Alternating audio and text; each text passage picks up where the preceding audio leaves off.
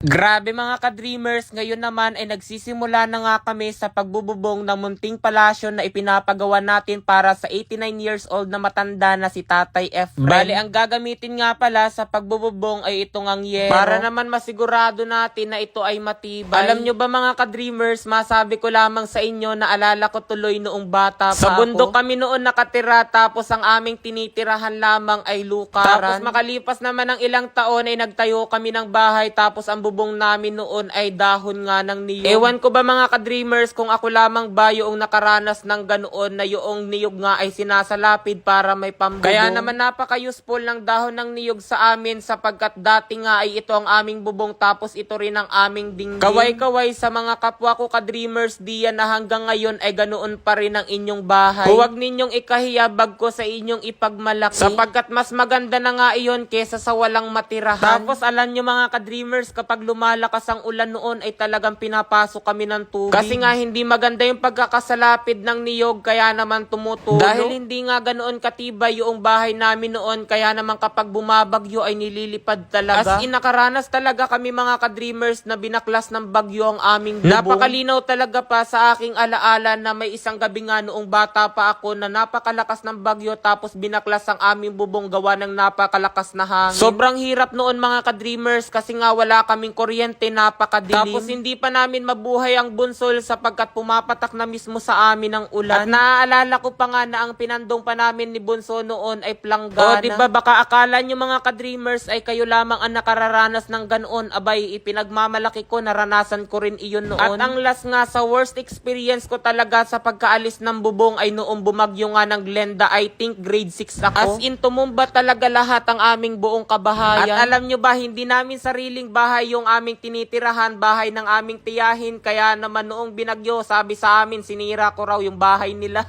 Pero sabi nga, God moves in a mysterious way. Kaya naman after ng bagyo, nakatanggap ako ng 20,000 mula nga sa aking scholarship. And finally mga ka-dreamers, grade 7 ako na magkaroon kami ng sariling bahay, at yun nga 20,000 na natanggap kong ipinagpagawa hanggang sa makatapos kami mga ka-dreamers ng senior high school ay doon na nga kami ni Bunso tumirang dalawa. At kung ihahambing ko nga ang aming bahay noon dito sa ipinapagawa kong bahay para kay Tatay Efren ay hindi talaga magkakalayo. Kasi yung pinakang sentro ng aming bahay mga ka-dreamers ay ganire rin kalaki. Mas naging malaki lamang siya tingnan kumpara rito, sapagkat pinasuy-aban namin para mayroong kaming pinakang sala tapos yung kusina. Pero kung iahalin tulad naman yung mga materyales na ginamit ay di hamak na mas maganda aring kay Tatay Efren. Kasi yung haligi ng bahay namin noon ay kahoy lamang na kinuha sa bundok, tapos ganun din yung mga batangan. Abay, sa sobrang mahal man din mga ka-dreamers ng ganitong ang kukulamber sa amin, kaya naman sa halip na ganito yung bilihin namin noon ay kahoy na lamang. Pero syempre dito sa pagpapagawa ko kay Tatay Efren ay kukulamber na ang aming ginamit. Habang ginagawa nga nila ito mga ka-dreamers ay may realization din akong nangyayari. Kasi nga nabanggit ko sa inyo kanina na yung bahay nga namin noon ay donation lamang mula sa aking scholarship. Tapos ngayon hindi ko lubos akalain na makalipas ang ilang taon ako naman yung magre-regalo ng bahay para sa ibang tao. O diba ang galing? Kaya kung kayo ay lubos na naghihirap ngayon, naku, darating ang araw na aalwan din ang lahat.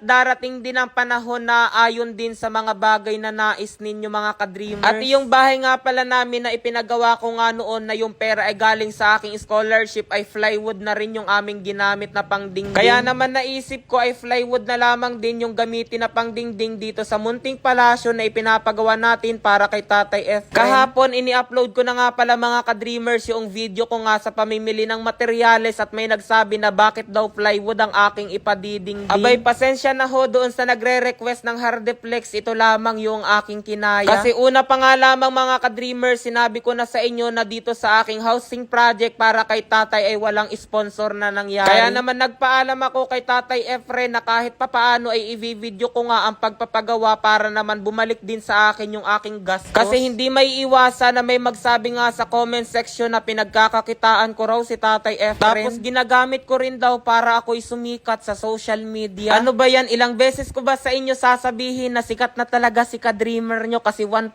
million followers na tayo. Tsaka sinabi ko man din sa inyo na wala nga akong pera, kaya naman kailangan ko ring i-video para yung aking kikitain yun ang aking ipagpapagawa ng bahay. Halay, tama na nga ang pagkukwento ko sa inyo mga ka-dreamers. Umiinit lamang ang ulo ko ay are, tapos na nga pala ang munting palasyo palasyo na ipinagawa ko para kay Tatay Efren. Di hamak na mas maganda doon nga sa bahay na inabutan natin noon. Dito na lamang muna mga ka-dreamers.